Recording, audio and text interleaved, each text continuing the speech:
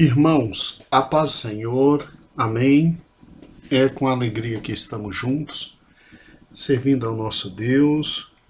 E no último estudo nós trabalhamos com a primeira parte do estudo 6.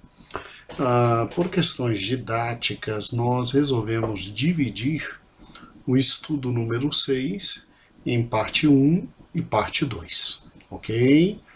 Ele tem por tema Levantando o Escudo da Fé e por finalidade absolutamente didática, nós vamos nesse próximo domingo, então, ministrar a segunda parte da aula número 6 da nossa revista da Escola Bíblica Dominical. Amém? Pois bem, vamos então trabalhar juntos. E na aula passada, nós vimos que a igreja, ela é produto da misericórdia e da bênção de Deus, né? A igreja é um milagre, não há outra forma de descrever a igreja. A igreja é um milagre. Nós vimos que Satanás, desde o início, tentou destruir de todas as formas a igreja, tentou aniquilar a igreja de nosso Senhor e Salvador Jesus Cristo. Ele conseguiu? Não conseguiu. Ele se utiliza em primeiro lugar da estratégia do terror, por intermédio das perseguições, nós vimos isso. Perseguição em primeiro lugar judaica, perseguição em segundo lugar, utilizando-se do Império Romano todinho, mas glórias a Deus, como Deus é bom, como Deus é misericordioso. Aquilo que nosso irmão em Cristo, Tertuliano, um dos pais da igreja, falou, né? O sangue dos cristãos é semente. Então, cada cristão que padecia e que morria por amor a Cristo, brotava dali 4 ou 5 outros cristãos. Mas o diabo não parou com a estratégia, né? O diabo, ele é sagaz. Ele nos ataca externamente com o terror e a perseguição para nos desestabilizar, né? E internamente o diabo, aproveitando-se desse momento de construção da igreja, de edificação da igreja, desse momento inicial, com dificuldades absolutamente iniciais e próprias, o diabo se utiliza de quê? Ele se utiliza das heresias. Então, ele levanta homens no meio do povo de Deus para ensinar, divulgar, propagar aquilo que não estava correto, tentando com isso trazer confusão, tentando com isso trazer conhecimento falso. E obviamente, onde há confusão, onde não há unidade, conhecimento falso, há uma grande chance de queda das ideias centrais e fundamentais que sustentam todo aquele edifício. Então, é interessante notar que o diabo não brincou. Nos atacou externamente com o terror e internamente com heresias. E, óbvio, a primeira grande heresia que ele tentou se utilizar, vimos na escola bíblica passada, foram as heresias legalistas. Ou seja, a igreja começa, obviamente, com a conversão de judeus, né? Em primeiro lugar, se pregou para judeus. No Pentecoste, 3.000 almas praticamente se renderam ao Senhor, e a maioria delas eram judeus. Então, qual foi o primeiro problema que nós enfrentamos? Vimos isso na aula passada. Nós enfrentamos, infelizmente, esta questão horrível e terrível da tentativa de judaização do cristianismo. Ou seja, estavam tentando empurrar goela abaixo de todos nós as heresias, né, legalizantes. Então, estavam querendo que aqueles que aceitavam Jesus continuassem a misturar o cristianismo com o judaísmo, guardando datas, guardando sábados, guardando rituais, guardando festas. E a coisa foi tão terrível, que em Atos 15, quando fala do concílio de Jerusalém, ali se deixou muito claro que o problema era tão sério que o texto bíblico diz, havendo grande contenda. E aí, graças a Deus pelo concílio de Jerusalém, por intermédio do concílio de Jerusalém, nós resolvemos definitivamente esta questão, né? Ela não deixou de continuar existindo, mas nós temos parâmetros bíblicos e registros bíblicos de como se lidar com essa questão, e neste concílio definitivamente o cristianismo se afasta do judaísmo, e convenhamos, o judaísmo, a lei ela foi áil até Cristo chegar. A lei e os profetas duraram até João. Após João é a lei do amor, a lei da graça, é Jesus Cristo, o grande profeta de Deus, e único nesse tempo, único, porque em Hebreus diz que, havendo Deus outrora falado aos pais pelos profetas, nesses últimos dias nos falou por Jesus Cristo. Então Cristo é a revelação definitiva, final e absoluta sobre Deus, né? Muito bem. E aí, obviamente, a igreja vence essa dificuldade, apesar de que somos atacados até hoje pelos judaizantes, né? Até hoje, judaizantes querem nos impor rituais judaicos, mas pelo menos temos o registro da defesa, né? Daí a importância dos apóstolos e da defesa realizada, e louvado seja o nome do Senhor Jesus. Agora, a igreja também se constituiu de gente que não era judeu, de gentios, que vinham do paganismo, que era o sistema cultural existente à época, tá?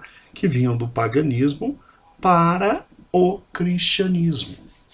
E aí começamos a ter um segundo problema, que era a tentativa deste pagão tentar mesclar a cultura greco-romana com o cristianismo, né?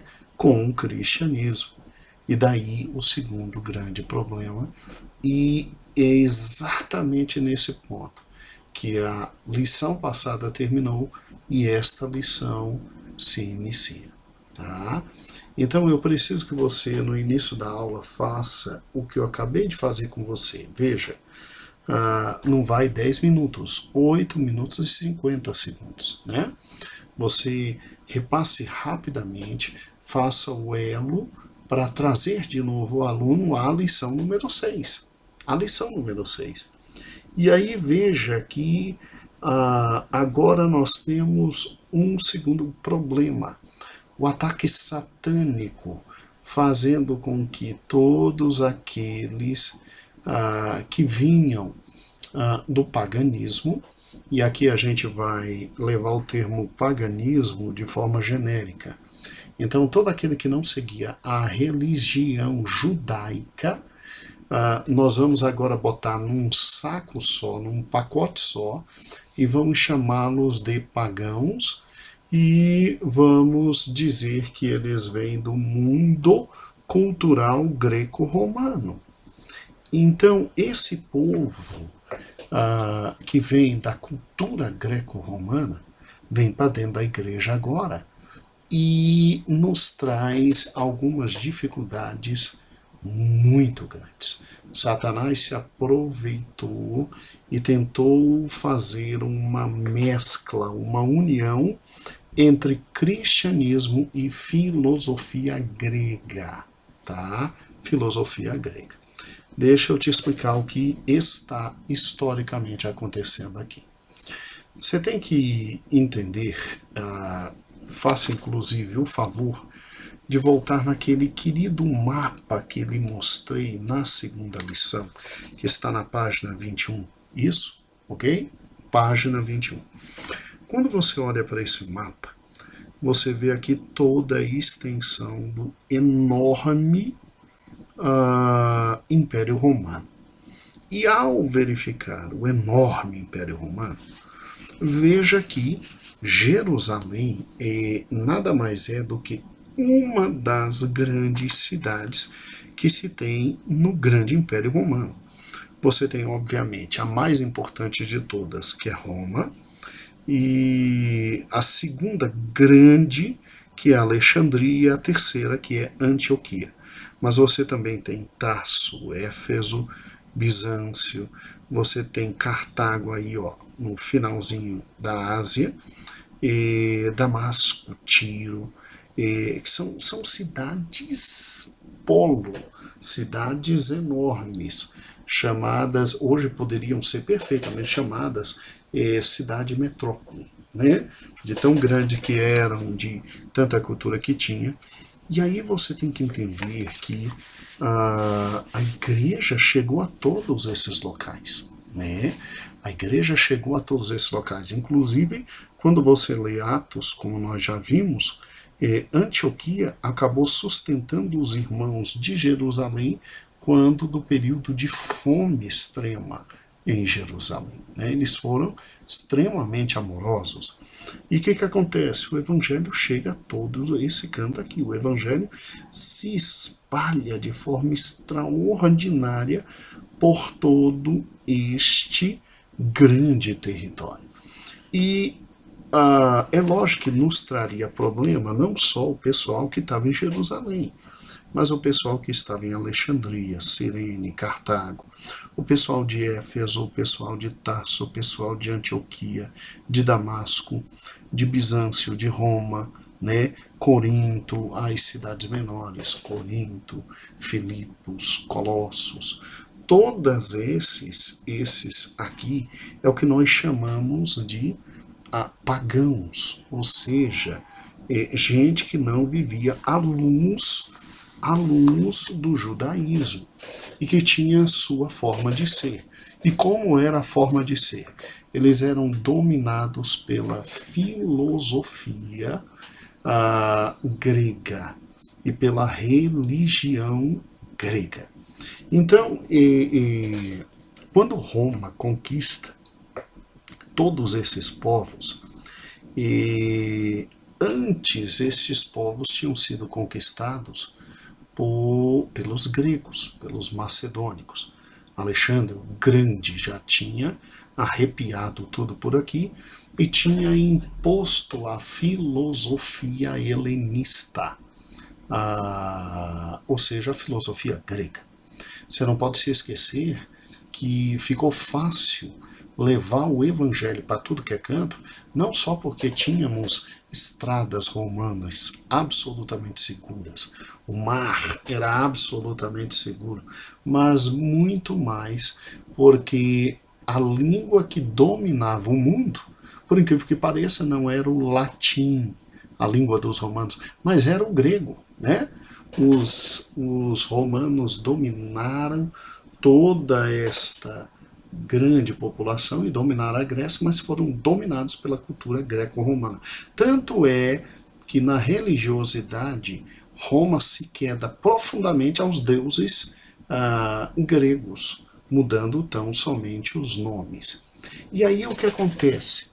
Acontece que o mundo grego tinha uma forma de pensar, né, que era baseada na forma de pensar de Platão, de Sócrates, de Aristóteles, que eram os grandes pensadores, né? Heráclito. Então, o que acontece? Estes que aceitaram Jesus e vêm deste mundo grego, eles vêm trazendo toda a sua fé greco-romana e querem misturar com o cristianismo, criando uma baderna. É lógico que por trás disso está Satanás. E Satanás, se aproveitando desse momento histórico, tenta arrebentar internamente a igreja com a heresia chamada gnosticismo, tá? Eu coloquei sobre o gnosticismo aqui na página 58 e parte da página 59, e peço perdão, porque está escrito gnosticismo, me perdoe. Não existe gnosticismo, existe gnosticismo. O O não existe, o G é mudo, tá? E aí se pronuncia gnosticismo. E já que vamos ter que trabalhar com o erro, então trabalhemos de forma certinha com o erro, né? Então, muito bem. E o gnosticismo, com certeza, foi realmente talvez no primeiro século ali, na época de Paulo, Pedro, Tiago, João, dos apóstolos, foi com certeza o maior perigo filosófico que a igreja teve. Nem o judaísmo foi tão perigoso para o primeiro século para a igreja como foi o gnosticismo. Por quê? Vamos juntos. O gnosticismo vem de gnose, e gnose era um estilo de vida, era uma espécie de filosofia extremamente forte. No gnosticismo sempre foi uma filosofia muito forte no meio dos gregos, né? Dos gregos.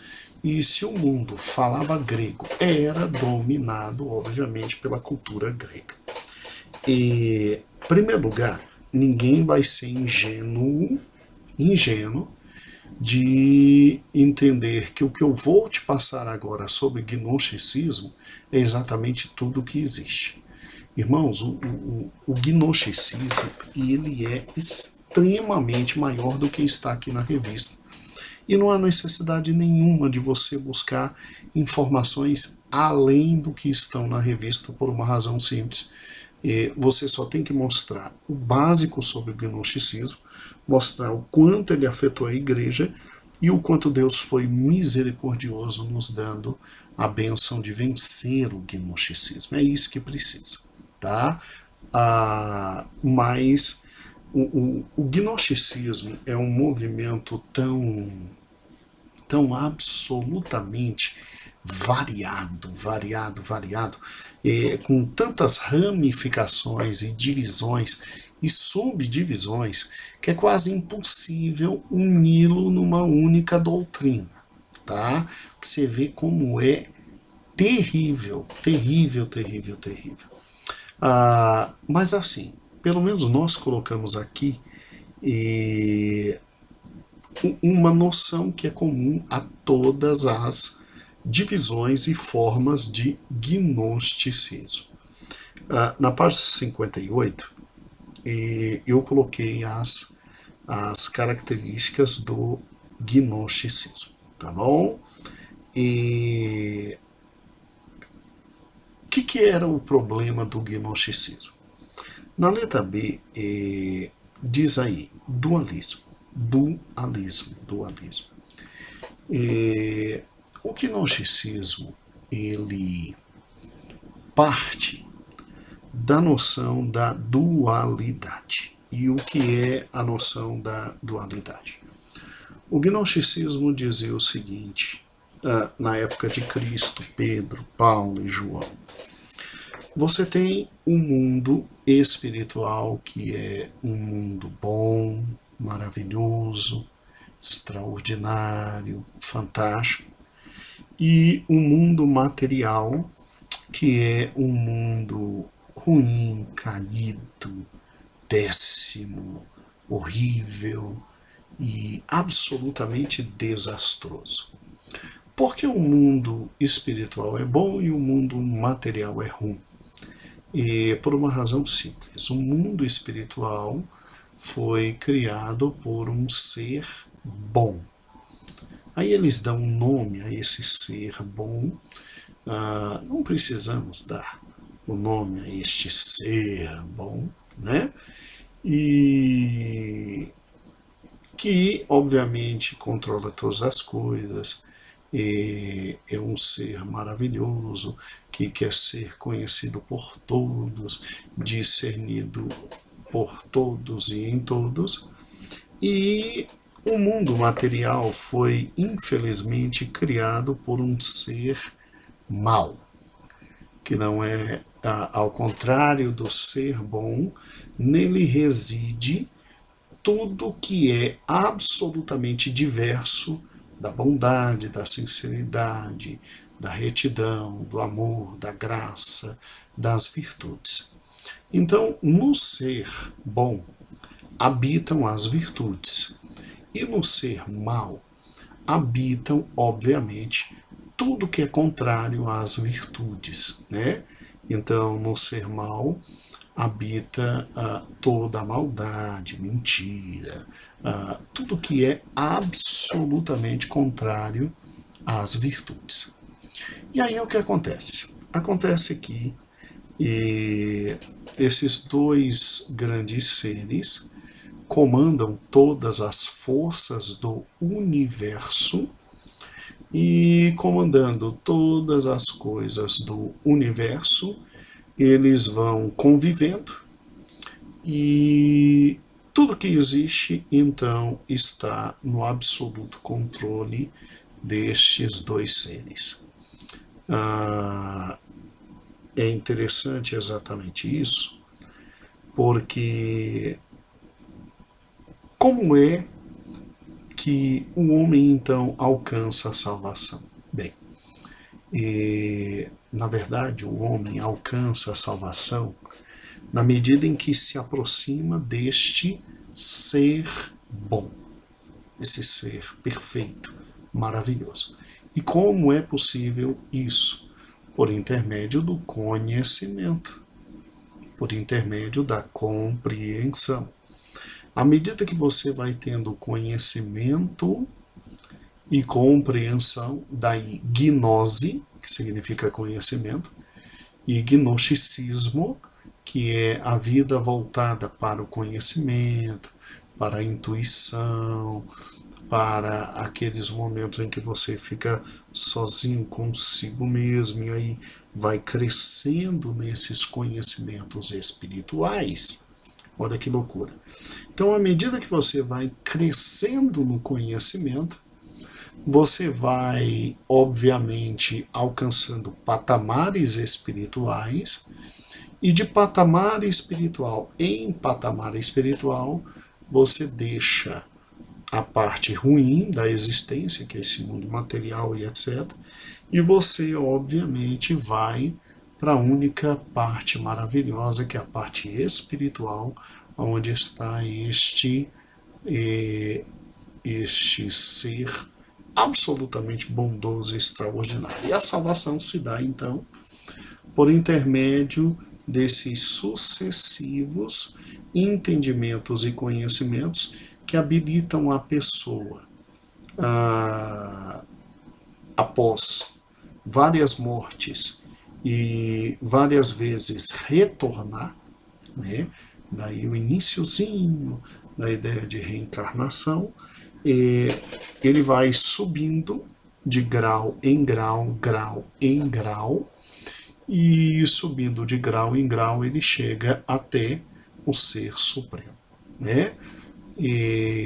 Então, não estranhe alguns nomes que eles dão, por exemplo, cada um desses graus que você sobe, se tornando um ser espiritual cada vez melhor, e à medida que vai crescendo no conhecimento, são chamados de ânions. Então você vai crescendo de ânion em ânion até chegar ao ser supremo, né? O ser caído, degenerado, mal, e que fez tudo, absolutamente tudo, é o que eles chamam de demiurgo, né? Olha que nome estranho. E aí o que acontece? Acontece o seguinte: quando você acredita numa loucura como essa, numa besteira como essa, você tem duas posições a tomar na vida. Primeira posição é a posição do isolacionismo, da inconformidade, do isolacionismo, porque já que a matéria é má, o mundo é mau, tudo que foi criado é absolutamente mal, então é óbvio que você tem que se separar completamente desse mundo, que é absolutamente mal, e tem que, obviamente, ir por intermédio das diversas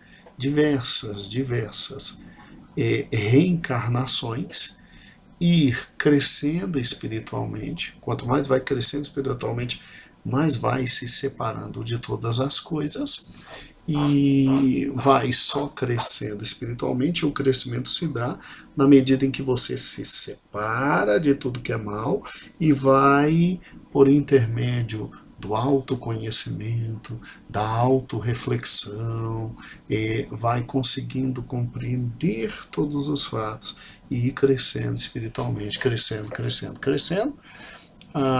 até chegar no ser perfeito, que é aquele que, obviamente, criou todos os fatos. Então, olha que loucura. E a segunda posição que é possível ser tomada é a seguinte: bem, já que a minha matéria não vale nada, né, esse corpo destituído é corpo destituído mesmo, e que não existe ressurreição de corpo, mas sim diversas reencarnações e não ressurreição, então eu posso fazer o que eu quiser com o corpo. Posso me aproveitar desse corpo, botar para quebrar, porque a única coisa que vale é o meu espírito. Né? E aí muita gente se entrega, obviamente, às orgias, à vida desregrada, à vida absolutamente louca.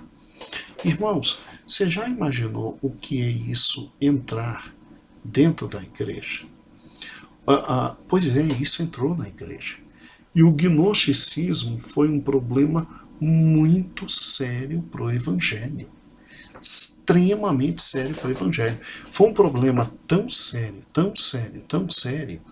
que o apóstolo Paulo escreveu um livro de Colossenses para combater o gnosticismo.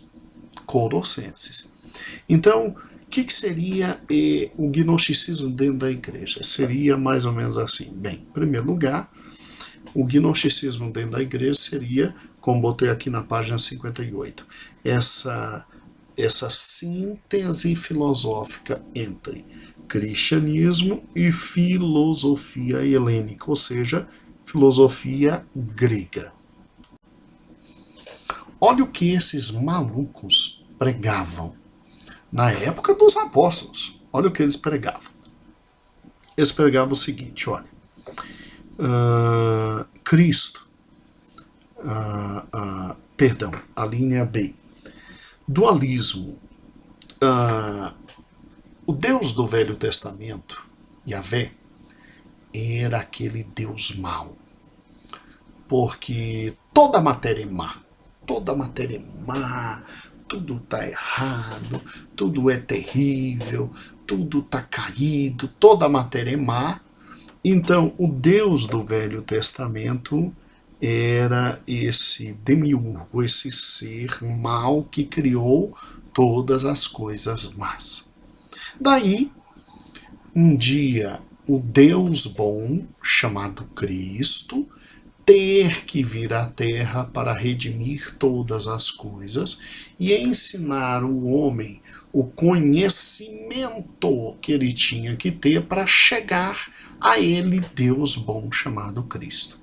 Agora, para que o homem não se espantasse, esse tal Cristo incorpora, ele usa esse Cristo, que é um espírito bom e puro, e tudo que é bom e puro não pode ter corpo, ele incorpora, ele toma o corpo de um homem chamado Jesus, e tomando o corpo desse homem chamado Jesus, o que ele faz? É muito interessante isso. Ele então usa este homem por um tempo limitado, usa esse corpo para trazer a gnose. Ó, que coisa linda! Trazer o conhecimento de tudo aquilo que era necessário para o homem entender, e na medida em que o homem for vivendo de acordo com esse conhecimento, ele vai morrendo e voltando em outra vida, morrendo e voltando em outra vida, morrendo e voltando em outra vida, e à medida que ele vai vivendo a gnose, vivendo esse conhecimento, ele vai crescendo de ânion em ânion, ou seja, ele vai crescendo de patamar espiritual em patamar espiritual até chegar ao grande Deus bom. E isso é feito por intermédio do conhecimento, e a gente sabe que uma pessoa conhece quando está vivendo aquele conhecimento, daí porque as obras salvam, né? Você já ouviu falar isso em algum lugar, não é? Já ouviu falar isso em algum lugar. E aí, olha que interessante, eles pregavam que então Cristo esteve entre nós só no momento do batismo, onde ficou muito claro que Cristo desceu sobre aquele homem chamado Jesus e tomou aquele corpo, e aquele corpo era como um corpo na mão daquele Espírito para dominar todas as coisas e nos ensinar a gnose, o conhecimento. Mas no momento em que se iniciou o sofrimento e a cruz, aí não, aí Cristo deixou o corpo de Jesus e Jesus apanhou sozinho, né? Até sem saber, porque estava apanhando, apanhou sozinho, se arrebentou sozinho, etc. Porque o que salva o homem não é a cruz do Calvário para o gnosticismo, mas o conhecimento que Cristo deixou, e tendo deixado este conhecimento, aí o homem vai vivendo de acordo com esse conhecimento, vivendo de acordo com esse conhecimento, e crescendo até chegar ao céu. Olha que coisa fantástica. Não é bonitinho isso? Né? É lindo isso.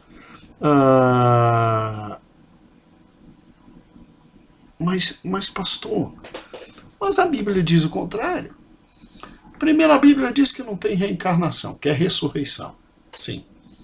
Segundo lugar, os apóstolos deixaram bem claro que não tinha essa história de Jesus ser um e Cristo ser outro. Não. São os dois juntos num só ser. O apóstolo Paulo, em Colossenses, disse que em carne habitou toda a plenitude de Deus. Então, que história é essa de dizer que a carne é toda ruim? Não é? E na carne nos visitou, ali existia toda a plenitude de Deus. Cristo era ao mesmo tempo homem e ao mesmo tempo Deus. É isso que diz a palavra de Deus. Então, que história é essa de que simplesmente toda a criação é perdida, é caída, é morta, não vale nada?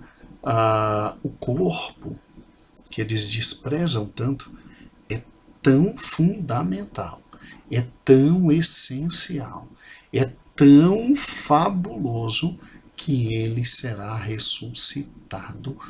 Nós seremos ressuscitados e nós teremos um novo corpo. Então veja que os apóstolos batem direto nessas ideias terríveis. E aí aí eu preciso que você entenda o seguinte, mas pastor, como é que uma ideia tosca como essa ganhou gente dentro do cristianismo? Ah, é? Você quer saber como uma ideia tosca como essa ganhou gente no cristianismo? Gente, eu e você hoje estamos com 2000 anos de cristianismo. Estamos com 2000 anos de estudo da palavra de Deus. Veio antes de nós todo o apóstolo Paulo, apóstolo Pedro, apóstolo João, veio a reforma protestante, a gente tem a Bíblia na mão, a gente conhece isso, a gente vê o erro disso, mas na época você tem que entender que o que existiam eram as cartas dos apóstolos escrevendo, combatendo todas essas heresias e passando de igreja em igreja. E nós não tínhamos a publicidade das coisas como é hoje. Ninguém tinha, gente, e-mail, ninguém tinha internet, ninguém tinha WhatsApp, ninguém tinha Facebook para combater rapidamente essas ideias erradas. Então, veja bem, eram ideias que eram normais, naturais, do mundo não cristão. Aí você vai e prega Cristo. O risco de confundir todas as coisas relacionadas a Cristo com exatamente o gnosticismo, a forma de pensar, a filosofia greco-romana, era enorme.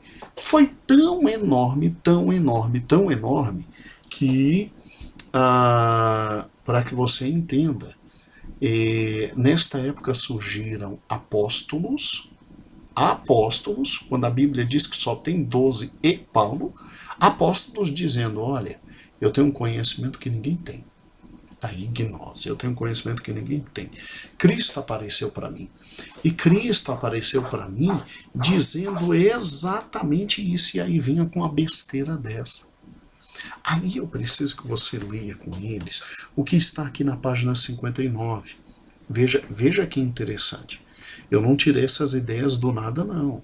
Tá aí, ó, segundo parágrafo.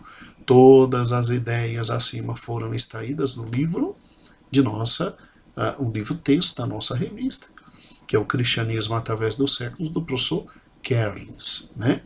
Então, olha que interessante. O professor ainda diz assim, ó, a salvação que era apenas para a alma, porque o gnosticismo não acreditava que o corpo seria salvo, que o corpo é ruim, só a alma é salva. Ou parte da alma espiritual dos homens viria não com a fé, mas com a gnose, ou seja, com o conhecimento especial que Cristo comunicaria à elite que seria mais beneficiada, segundo os gnósticos, no processo da salvação de sua alma. Já que o corpo era material e estava destinado a desaparecer, era necessário seguir práticas ascéticas rígidas.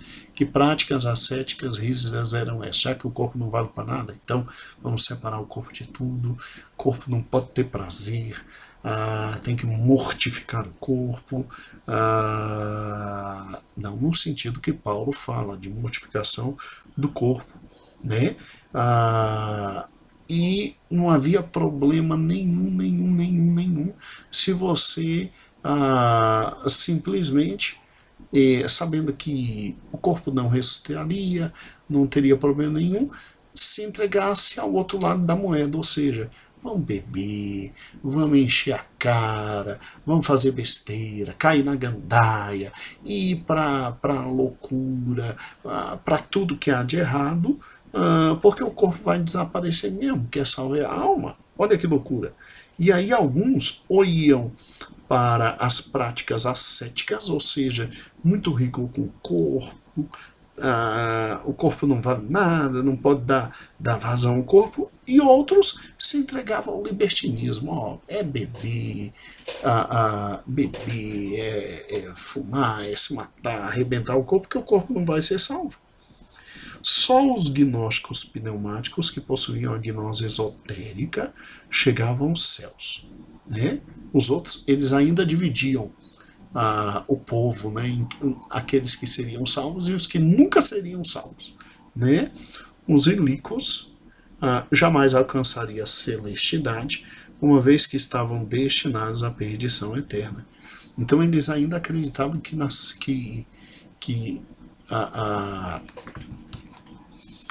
quem era inteligente tinha condições de alcançar o conhecimento salvador. Quem não era inteligente tinha que morrer burro mesmo e ia para o inferno. Ia ser destruído, né? Daí porque você tinha gente com capacidade mental maior e gente com capacidade mental menor. Os de capacidade mental maior eram os pneumáticos, os de capacidade mental menor eles chamavam de ilíquos e diziam, uns já nasceram para salvação e outros para perdição, né? E não havia lugar para a ressurreição do corpo. O gnosticismo propunha dois deuses, o mal, o do Velho Testamento, para criar, e um bom para redimir, né, o do Novo Testamento. O gnosticismo também rejeitava a realidade divina do Cristo humano. Eles não acreditavam que Cristo poderia ser, ao mesmo tempo, homem e Deus, né? O gnosticismo ainda fomentou o orgulho espiritual com a sugestão de que apenas uma elite aristocrática alcançaria os favores de habitar com Deus nos céus. Não havia local para o corpo na vida futura. E aí o que acontece? Um dos mais importantes gnósticos de todos os tempos, um carinha chamado Marcion, alguns chamam de Marcião, ele simplesmente ele foi um gnóstico tão importante, que ele foi considerado o nono apóstolo gnóstico. E eles podiam dizer que eram apóstolos, porque aí eles tinham um conhecimento superior sobre Deus. Sabe o que Marcion fez? Marcion pegou e ele criou o primeiro cânon, ou seja, a primeira Bíblia, juntando somente os livros que interessavam a ele. Então, por exemplo, ele recusou todo o Velho Testamento. E por que ele recusou todo o Velho Testamento? Por uma razão simples. No Velho Testamento fala de Deus como Criador. E o Deus Criador, segundo a filosofia grega, sempre é um Deus ruim, um Deus mau. Então, o Velho Testamento não tinha nenhum sentido para ele. Então ele ficou, pastor, só com os evangelhos que falavam de Jesus como Deus redentor, né, que seria o Deus bom. Não, ele ficou só com parte do livro de Lucas, as partes que falavam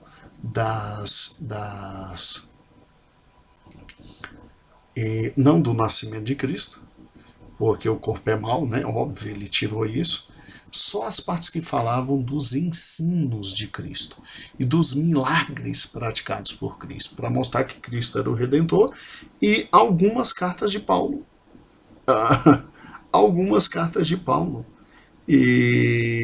E algumas partes de Atos, provando esse Deus Redentor extraordinário. É mole. E o gnosticismo entrou na igreja de tal forma, que no primeiro século, Paulo, Pedro, João, todos lutaram ferozmente, raivosamente contra o gnosticismo, né? Os apóstolos chegaram a dizer, olha, é falso apóstolo, é do diabo, aquele que diz que Cristo não vem em carne. Aquele que nega que Cristo vem em carne, este é falso apóstolo. Irmãos, isso entrou na igreja, isso arrebentou a igreja. Agora presta atenção, você acha que não existe hoje o gnosticismo? Que ele não está espalhado na sociedade? É lógico que ele existe. Se você parar e pensar, todas essas formas religiosas que acreditam em reencarnação, que acreditam que é o conhecimento superior que vai me fazer chegar aos céus, e que obviamente eu demonstro conhecimento por intermédio das minhas boas obras, e que não existe essa história de ressurreição de corpo, que vai ser restauração é só da alma, e eu vou crescendo de ano em ano, ou seja, de ponto espiritual a ponto espiritual, patamar espiritual em patamar espiritual. Meu Deus do céu, isso existe hoje, isso existe no hinduísmo, no budismo, isso existe de forma muito clara no espiritismo. E olha a loucura dos caras de ainda dizer que tem gente que nasceu para ser salvo e tem gente que não nasceu para ser salvo. Não adianta, já nasceu literalmente para o inferno. Meu irmão, isso aqui te lembra o quê? Né? Olha que coisa horrível. Ó, que coisa horrível. Muito bem, além do gnosticismo, então se lembre, não existe gnosticismo, como infelizmente ficou aqui, mas é gnosticismo, tá? Além do gnosticismo, você ainda tem, na época, o neoplatonismo. Como assim o neoplatonismo? O neoplatonismo, ele diz o seguinte, é até interessante você ler comigo, aqui, página 59. Defendem que o espírito do homem é absorvido misticamente num ser divino através de várias experiências sucessivas, né? E aí o espírito humano vai subindo, aqui é quase que idêntico ao gnosticismo, até se integrar completamente no espírito divino, no espírito divino.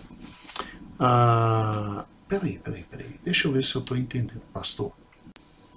Como assim eu vou crescendo na posição dos neoplatonistas até chegar a me integrar num ser divino?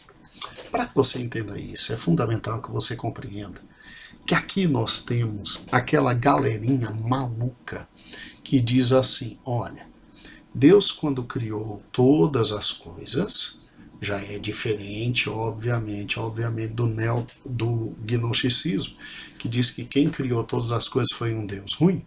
Aqui o neoplatonismo diz que quem criou todas as coisas foi esse Deus bom e que tudo tem alguma coisa dele, do próprio Deus.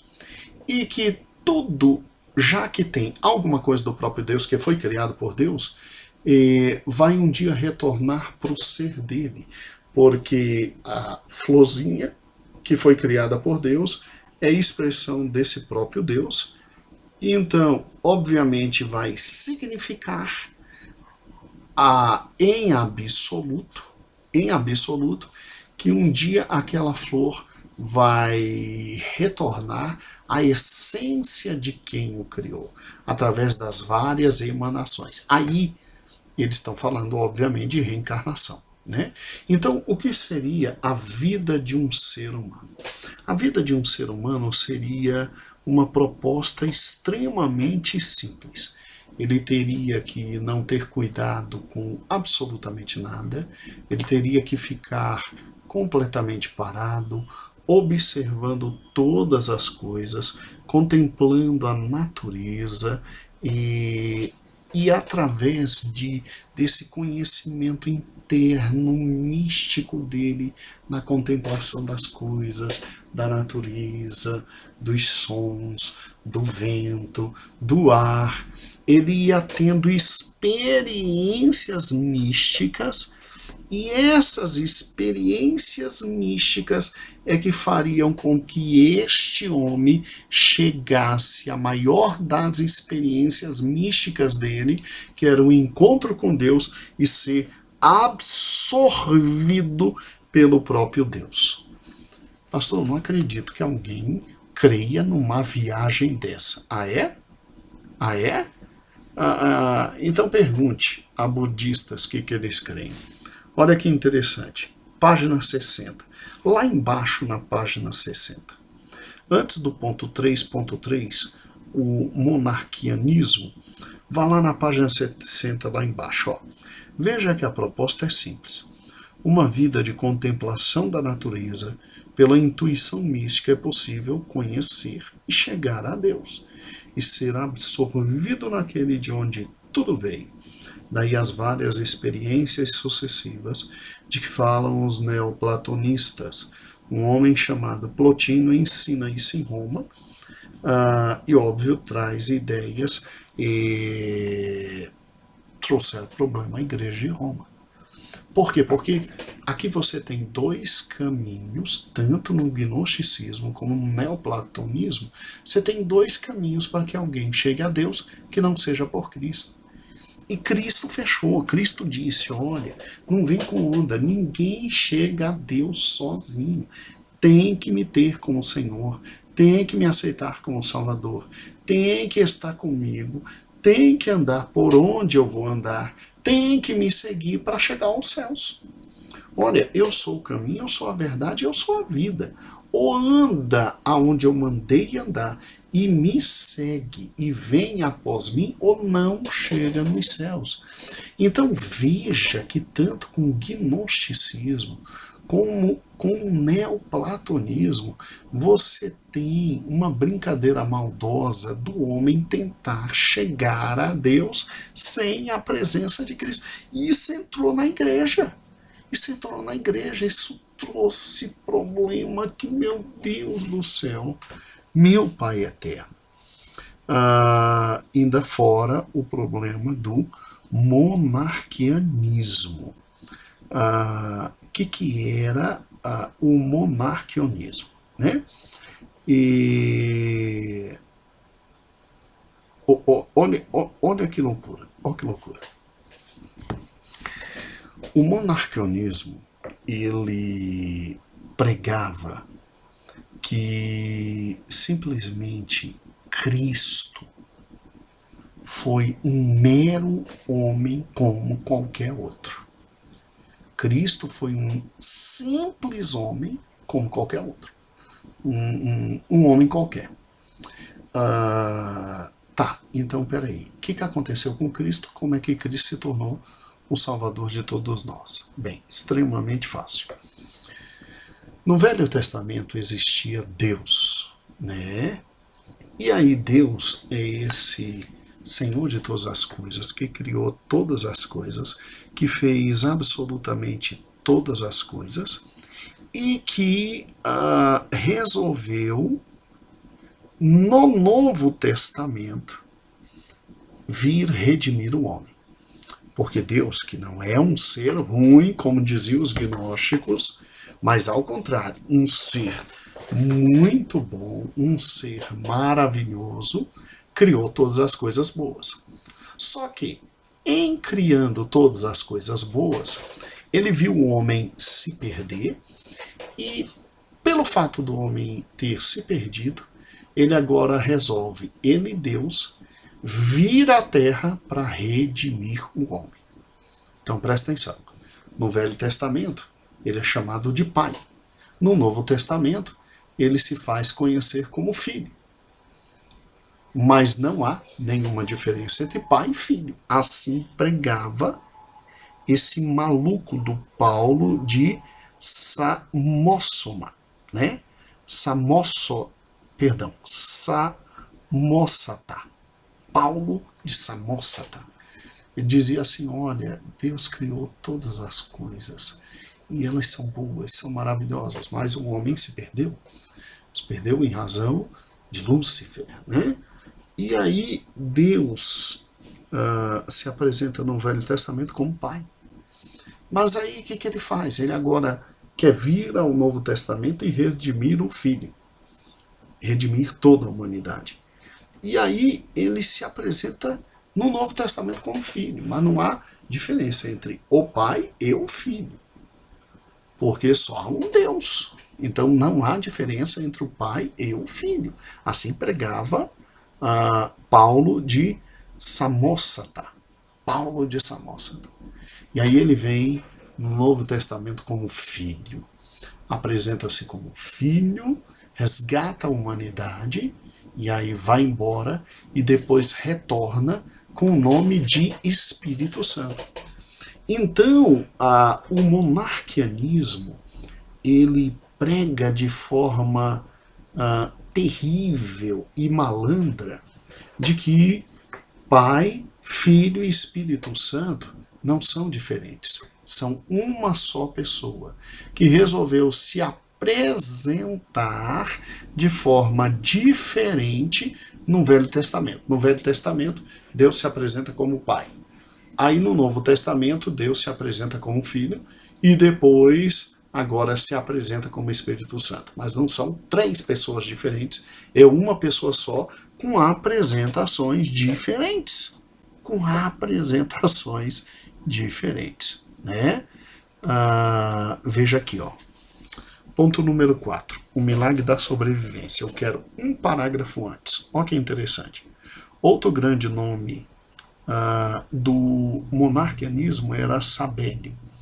E por volta do ano 200, afirmou, não é arrimou, é afirmou, que Deus se manifestou como Pai no Velho Testamento, depois como Filho para redimir os homens e como Espírito Santo após a ressurreição de Cristo.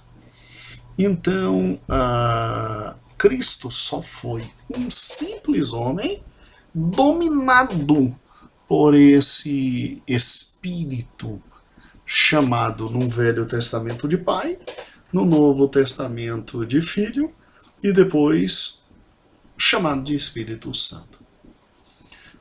E esse tipo de ideia foi perfeitamente aceita por muitas pessoas porque a filosofia grega pregava a possibilidade dos espíritos possuírem corpos humanos. Então, veja a confusão que o diabo quis trazer para dentro da igreja. Veja a malignidade. Olha que confusão o diabo quis trazer. A gente estava sendo perseguido do lado de fora e o diabo simplesmente trazendo confusão dentro da igreja. Perseguido do lado de fora e o diabo querendo trazer confusão na igreja. E aí, o que aconteceu? Bem, aí aconteceu algo extremamente simples, absolutamente simples. Deus levantou os apóstolos para combaterem as primeiras heresias, que era a questão do judaísmo e do gnosticismo. Mas os apóstolos morrem. E aí Deus levanta homens honrados, homens fortes, homens extraordinários, homens cheios do Espírito de Deus, que foram os sucessores dos apóstolos, e que são chamados respeitosamente de pais da igreja, mesmo a gente sabendo que não pode chamar de pai a ninguém, mas é o que eu te expliquei na aula passada. São chamados pais da igreja em razão da reverência, do respeito, do carinho, do amor que se tinha por esses homens. Até dei o exemplo, vou dar de novo. Você olha para o meu pai e o chama de pai. O chama de pai, por uma razão simples, devido à reverência que se tem por ele. Uma boa notícia. Ele já está conseguindo sentar na cama. 30 e poucos dias já está conseguindo sentar na cama. As faculdades mentais estão perfeitas. Deus é bom, eterna misericórdia. Mas nós agradecemos de coração a todos os irmãos que estão orando pelo papai. Então, voltando para o assunto. Veja que são chamados de pais da igreja. E esses homens se levantam de forma enorme para defender a igreja. Eles se dividem em dois grandes grupos. O grupo dos apologistas e o grupo dos polemistas, que eu coloquei aí na página 61. Quem eram os apologistas? Os apologistas eram aqueles...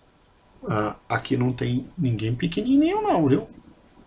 Sábios, inteligentíssimos, fantásticos. Os apologistas eram aqueles homens que simplesmente foram levantados por Deus para defender a fé cristã perante as autoridades constituídas. Por intermédio deles, as autoridades passaram a entender que o cristianismo não era tudo aquilo que falaram de mal deles. Então, se lembra da aula número 5, que disseram que simplesmente motivos da perseguição, que a gente fazia mal para criancinhas, que a gente comia corpo dos outros e bebia sangue dos outros, que a gente era mal, que a gente era isso, aquilo, outro, que a gente era até ateu, porque só tinha um Deus, era ateu, né? Agora, olha que interessante, os apologistas, eles tinham um objetivo claro e específico de refutar as falsas acusações e simplesmente tinham o objetivo de mostrar o lado absolutamente positivo do cristianismo. Olha o tanto de apologista que coloquei aqui para os irmãos. Tudo bem que não descrevi a vida deles, não falei tudo sobre eles, mas aqui está um momento importante da Igreja do Senhor, esses homens levantados por Deus para defender a igreja perante as autoridades romanas. É por isso que nós éramos perseguidos, e aí se levantava um novo imperador que parava a perseguição. Por quê? Porque de alguma forma os escritos desses apologistas chegavam a esses homens e esses homens passavam a compreender que não era assim, não era... o cristianismo não era tudo isso. Aí depois o diabo tomava o coração, perseguiam de novo, aí Deus tinha que levantar um novo apologista para tentar nos defender e nos trazer um pouquinho de paz. Agora, além dos apologistas, nós tínhamos os polemistas. Quem eram os polemistas? Eram aqueles que se levantavam na igreja para defender a igreja contra as heresias. Os apologistas nos defendiam perante os imperadores romanos e as autoridades romanas, tentando provar que o cristianismo não era aquela ameaça que eles diziam ser. Agora, os polemistas, eles estavam dentro da igreja, foram levantados, gigantes espirituais, foram levantados por Deus para defender a igreja de quê? Em primeiro lugar, dos judaizantes. Segundo lugar, dos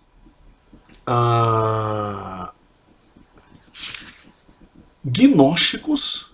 Terceiro lugar, dos neoplatonistas. E em quarto lugar, dos monarquianos.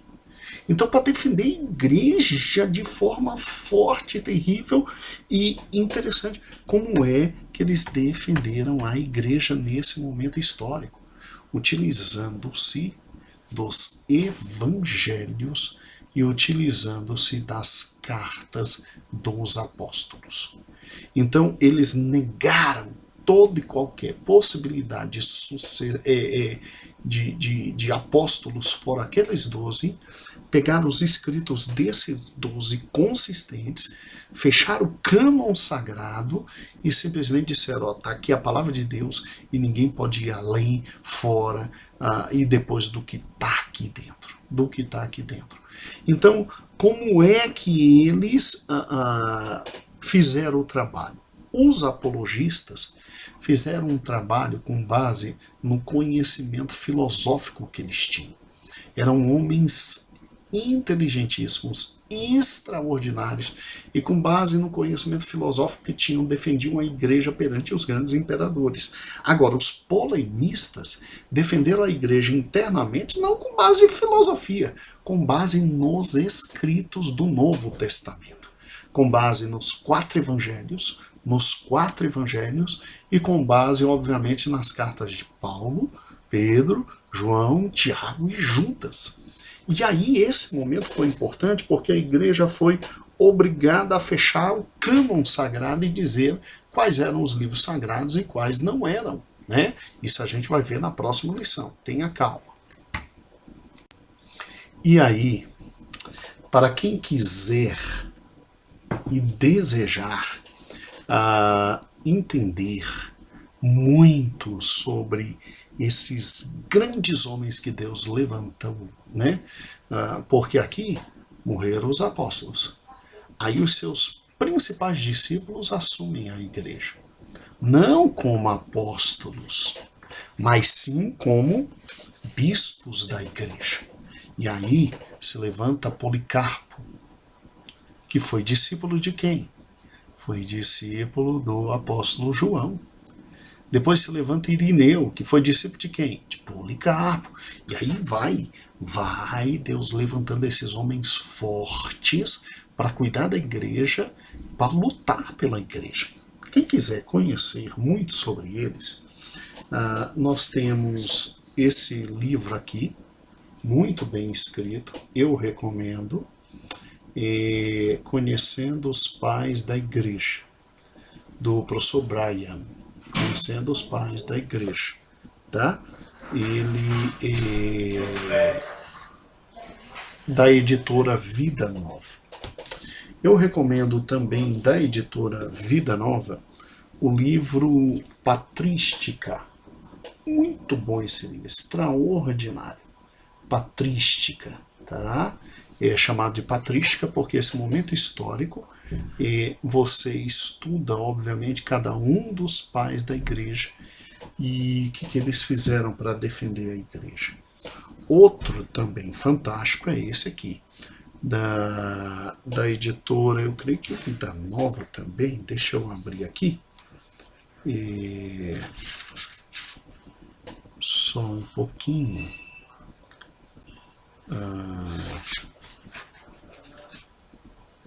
Editora Ultimato, perdão, é Ultimato, tá bom? E está aqui, ó, lendo as Escrituras com os Pais da Igreja, do professor Christopher, né? Muito bom, professor Christopher. Agora, o melhor de todos, longe de dúvida, se você tiver condições de adquirir somente um, é do professor Hans Copenhausen. Professor Hans von Copenhausen. Ele foi traduzido para nós pela CPAD. Tá aqui, ó. Os Pais da Igreja. E a CPAD. Professor Hans Copenhausen. E ele é muito bom porque fala de praticamente todos os pais da igreja. Os outros fala dos principais pais da igreja. Mas esse aqui, esse é fantástico. Ele fala de todos os pais da igreja, da CPAD. Recomendo, é muito bom. E, obviamente, são gigantes.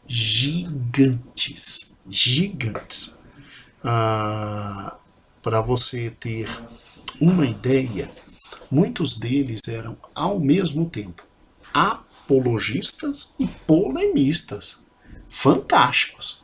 Deus levanta esses homens, eles levantaram o escudo da fé, e louvado seja o nome do Senhor Jesus, levantando o escudo da fé, eles abençoarem a igreja. Agora, vamos juntos. Para terminar a lição, ainda temos 2 pontos importantes. Temos a questão donatista e temos a questão montanista. O que foi a questão donatista e a questão montanista? A questão donatista foi o seguinte: o que fazer com os traidores da igreja? Eram chamados nessa época de traditores. E aqui traditores não tem nada a ver com tradição. Aqui traditore é o italiano de traidor. Como assim traidor da igreja? Você acha que nessa época de perseguição todo mundo deu sangue por Cristo. Será que muita gente não voltou atrás? Ah, meu amigo, muita gente voltou atrás. E aí o que acontece? Aí o problema. O que fazer com esses irmãos que voltaram atrás e que agora simplesmente negaram o Evangelho, negaram a graça de Deus, para sobreviver, para não perder, e agora simplesmente, na maior cara de pau, estão voltando para a igreja. O que a gente faz? Pois é, um homem chamado Donato, ele simplesmente foi escolhido como bispo em uma das igrejas mais importantes do cristianismo nessa época. Como foi o problema? Em Cartago, na igreja de Cartago, uma das maiores, ali no norte da África, em Cartago, um homem chamado Ceciliano foi colocado como bispo por um homem chamado Félix. E qual foi o problema? Bem, o problema foi que Félix foi um traidor. Ele tinha negado Cristo durante a época da perseguição. E o que ele fez como líder daquela região ao colocar Ceciliano não podia valer, porque um traidor não podia tomar mais posição nenhuma dentro da igreja, não podia ser aceito, não podia ser respeitado, não podia ser reconhecido. E Félix era um traidor. E o pior, ao colocar como bispo da igreja de Cartago Ceciliano, colocou um outro que também junto com ele tinha traído. Tinha voltado atrás no cristianismo, depois voltaram a assumir o poder e foram reger a igreja. Aí não deu certo.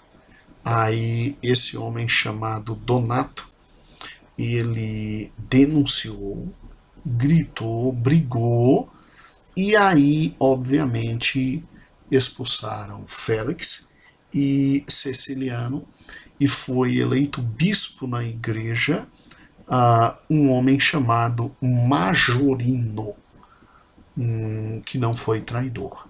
E aí, obviamente, Majorino, infelizmente, morreu, e aí ficou no seu lugar Donato. E o problema trouxe questões terríveis. Por quê? Porque através dessa posição se difundiu a ideia do donatismo. E o que era a ideia do donatismo? Não se permite que traidor retorne para a igreja. E a ideia do donatismo foi muito séria, porque a questão central donatista era o que? A gente pode receber de volta aqueles que foram infiéis na perseguição? Como é que a gente trata aquele irmão que se desviou? Como é que a gente trata aquele que negou a fé e simplesmente agora quer voltar a participar do corpo de Cristo e pior, às vezes ainda quer assumir liderança? Como é que faz com um ser desse? Como faz com um ser desse? Bem, esses eram os tradutores, ou seja, chamados traditores, ou seja, chamados aqueles que simplesmente cederam perante as perseguições. Muito bem, o que aconteceu? Aconteceu que a igreja se uniu, discutiu o assunto e disse: não, tem que perdoar, tem que receber, não precisa dar títulos e nem liderança, mas tem que perdoar e tem que receber. Rapaz, Donato ficou revoltado e simplesmente em Cartago, Donato foi expulso, e ao lado da igreja de Cartago, Donato abriu uma segunda igreja, a igreja dele. O que aconteceu? Aconteceu simplesmente algo terrível. Perseguiram Donato, mataram, queimaram a igreja dele, e aí nós tivemos o primeiro racha dentro da igreja de nosso Senhor e Salvador Jesus Cristo. Ou seja, já tínhamos problemas externos. Aí tínhamos agora problemas internos com as heresias. E agora começa no nosso meio o racha. Infelizmente, ou felizmente, não sei, infelizmente Donato foi morto, seus discípulos absolutamente perseguidos, e, bem, fazer o quê? Já tivemos, infelizmente, esse novo momento histórico em que começamos a ter dentro da igreja, por artimanha satânica, a possibilidade das divisões. Dói no coração, né? Dói no coração. E por fim, tivemos ainda uma segunda proposta de divisão. Que proposta de divisão foi essa? Bem, aqui nós temos a questão montanista. Por que chamada questão montanista? Porque o montanismo, que foi um movimento que surgiu ali na região da Frígia, né? No ano de 155, e que tem esse nome de montanismo por causa do bispo da igreja Montano.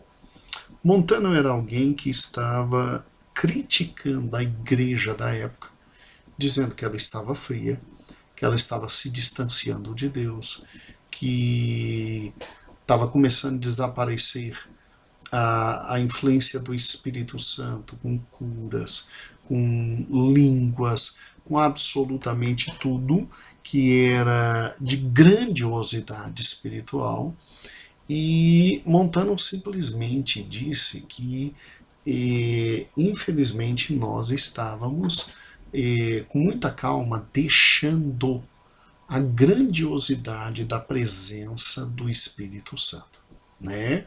Quer dizer, nós estávamos vivendo num momento de muita dificuldade para a existência, de muito problema para a existência, e esse homem chamado Montano, ele percebeu que a igreja, nessas tentativas dos pais da igreja de defender a igreja perante as autoridades e de, obviamente, defender internamente a igreja, começaram a desenvolver doutrinas, e começaram a se afastar simplesmente daquela influência fantástica e extraordinária que existia do Espírito Santo no início da igreja, em que nós tínhamos línguas, a presença de línguas, a presença do batismo com o Espírito Santo, a presença de milagres, a presença de fatos fantásticos.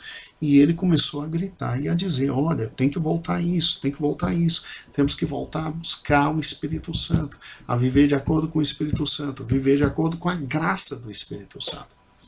E aí o que aconteceu? Bem, em primeiro lugar, é lógico que nós pentecostais concordamos em parte com este homem chamado Montano, porque realmente, de alguma forma, a igreja começou a esfriar em razão do momento que estava vivendo e essa tendência natural a se defender das grandes angústias, dos grandes problemas, das grandes dificuldades, das heresias e etc.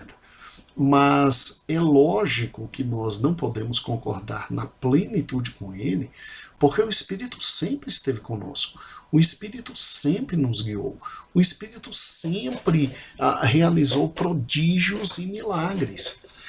Se na igreja ali onde ele era o bispo, né, se ali na igreja onde ele era o bispo, manifestações extraordinárias do Espírito Santo aconteciam, fatos fantásticos, louvado seja o nome do Senhor. Agora, dizer que nas outras igrejas não está acontecendo manifestação do Espírito e fatos extraordinários, aí isso está errado. Entendeu? Conversão de alma estava acontecendo. A igreja estava sob tormenta. Deus levantando homens extraordinários para defender a fé. Isso não é por um acaso ação do Espírito Santo. É lógico que isso é também ação do Espírito Santo. Agora, é óbvio que concordamos com ele que muito da igreja se afastou daquela rica e abençoadora experiência que nos acompanharia o resto da vida, a experiência do derramamento do Espírito Santo, de falar em novas línguas, de simplesmente viver à altura do Evangelho, viver de acordo com a graça do Evangelho, com a bênção do Evangelho, de existir curas, milagres, prodígios, tá? Realmente isso aconteceu, se afastou e nesse ponto Montano estava correto. Agora, infelizmente, a vida de Montano não ajudou nesta revolução que ele queria trazer com a questão do montanismo. Por quê? Porque, em primeiro lugar, Montano ele era direcionado por profetisas que tinha dentro da igreja, e isso é muito perigoso, porque toda profecia tem que estar de acordo com o quê? Com a palavra de Deus. O profeta fala e o profeta, obviamente, se subordina a que outros julguem as profecias dele. E historicamente já está conformado que Montano não queria que ninguém analisasse as profecias dessas mulheres, que ninguém julgasse as profecias dessas mulheres, porque ele julgava essas mulheres acima do bem e do mal. Acima do bem e do mal. Aí é extremamente perigoso. Existem registros de historiadores que dizem que Montano se apresentava como um homem absolutamente dominado pelo Espírito Santo. Aí é mais perigoso ainda, né? Porque era de uma arrogância muito grande, de uma prepotência muito grande, e se dizia absolutamente dominado pelo Espírito Santo. Ou seja, então, Montano cai no problema do fanatismo. No problema do fanatismo. Ele que, pelos registros históricos do que acontecia ali na Frígia, realmente extraordinários milagres ocorriam, realmente fatos fantásticos ocorriam, realmente havia a presença do Espírito Santo, batismo com o Espírito Santo, mas infelizmente ele é empurrado de tal forma para o fanatismo, que ele se chega, infelizmente, a se colocar em posições muito perigosas, né?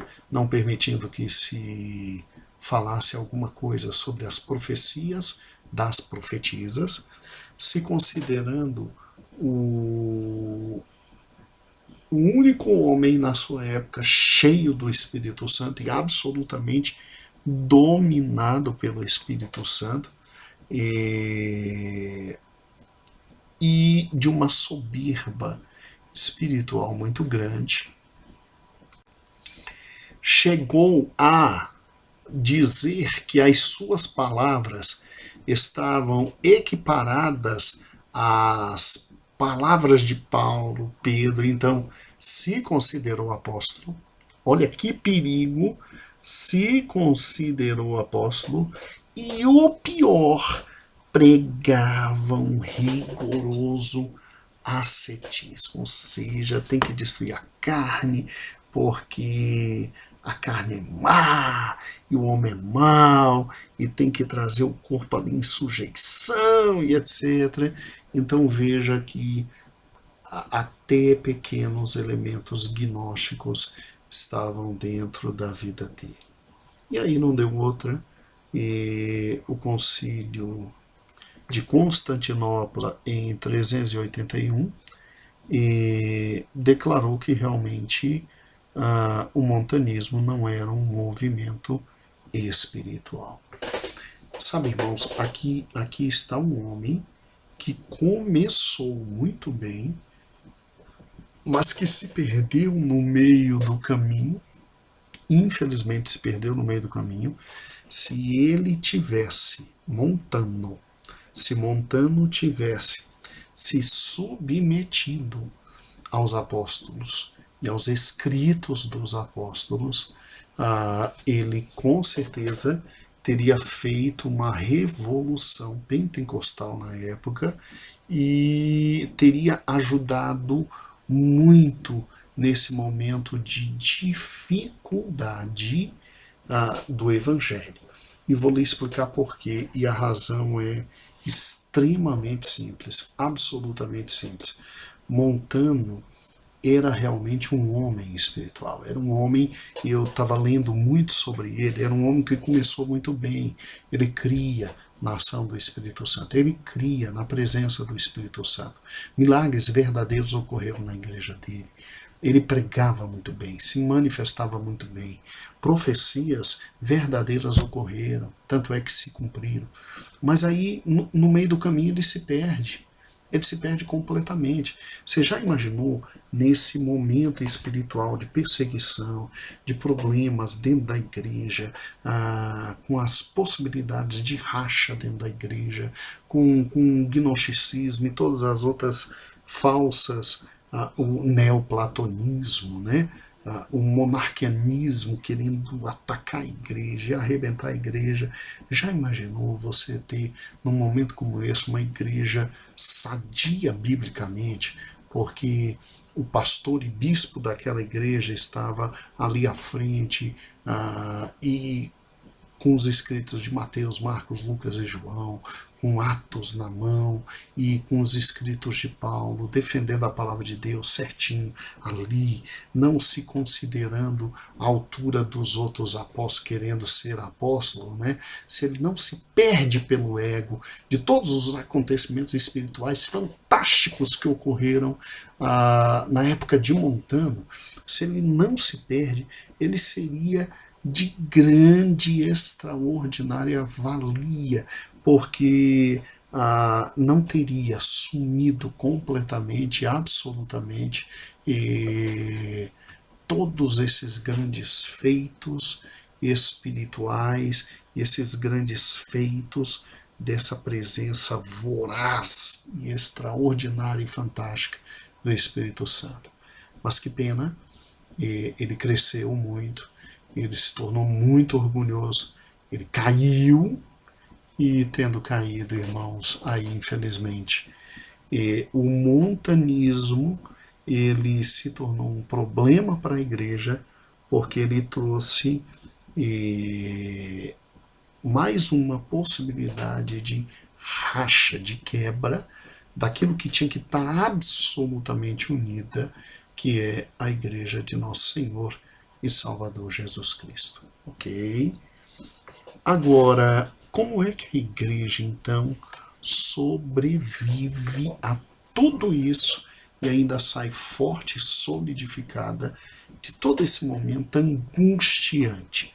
A conclusão nos diz: amados, vejam que realmente a igreja sobreviver a tudo que ela passou nos primeiros séculos foi um milagre da parte de Deus.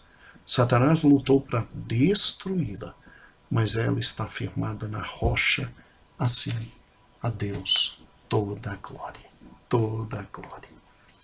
Você sabia de tudo isso? Você sabia que nós, no início de nossa vida, passamos por momentos tão complicados como esse, mas que nós vencemos? Porque quem edificou a igreja é Senhor de todas as coisas. É Deus sobre todas as coisas. É Senhor sobre tudo. Então a Ele todo louvor, toda glória e toda honra pelos séculos dos séculos sem fim. Deus te abençoe. Nessa segunda parte de nossa lição, você viu que não tinha como dar uma lição como essa numa única aula.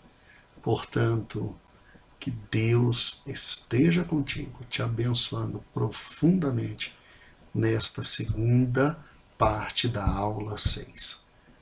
Um abraço, um abraço. Continue orando pelo papai, porque Deus ainda faz milagres. Deus faz milagres. E o teu pastor presidente é um milagre nas mãos de Deus.